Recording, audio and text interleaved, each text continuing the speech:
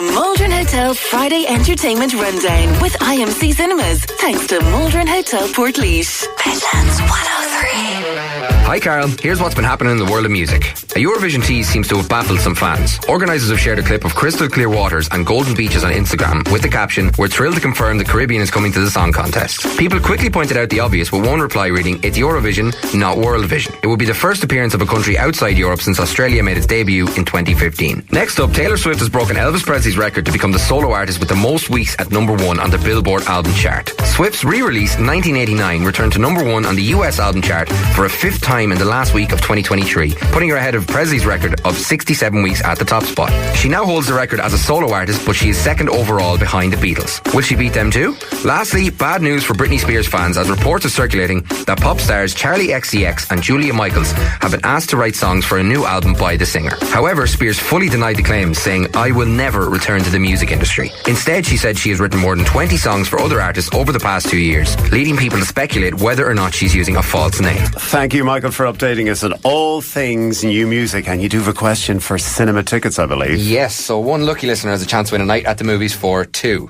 All you have to do is message in telling us your favourite movie of 2023.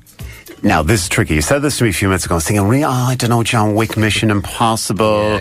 Yeah. Let me think about that, and I'll definitely have one chosen. Yeah, well, it was a good year for them, to be fair, so it's a tough decision. Yeah, the more movies there are, it's very tricky to decide. So people can just message in that 083 30 10 103 on text or WhatsApp.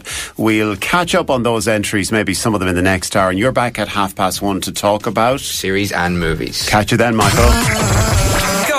The Maldron Hotel Friday Entertainment Rundown with IMC Cinemas. Thanks to Maldron Hotel Portlaoise. Midlands 103.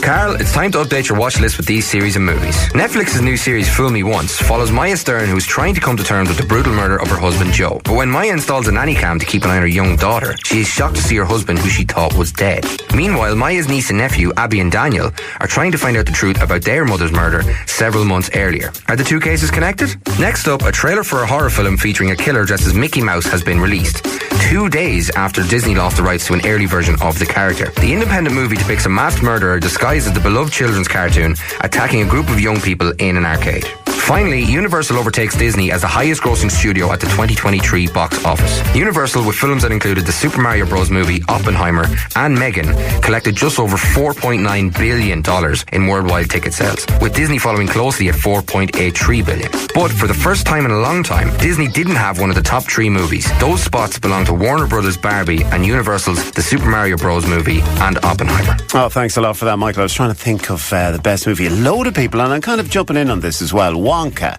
the new Wonka movie. A lot of people saying they love that. A lot of good reviews on it, so far. Anyway, so far. Now people have gone to the cinema a few times. Sometimes people can't remember the name of the movie that they've been in. It's also tricky as well. But you've heard some suggestions there. John Wick. That was another one. Creed 3. Oh, I forgot about Creed. The Hunger Games was pretty big in 2023. What about Indiana Jones and the Dial of Destiny as well? Transformers Rise of the Beasts. John Wick was chapter 4, was given its full title. There was Ant-Man in there as well, which was big in 2023. No More Bets. Mission Impossible, The Dead Reckoning. That franchise is pretty good. If you kind of like one of them, you nearly like them all, don't you? There's almost too many to choose from. There's too many to choose from, so people can get in on the act. We'll give you till 2 o'clock. How's that, to tell us your favourite movie of 2023. Put your name and location on the end. And Michael, you're back in the next hour to talk all things cinema. Chat to you then.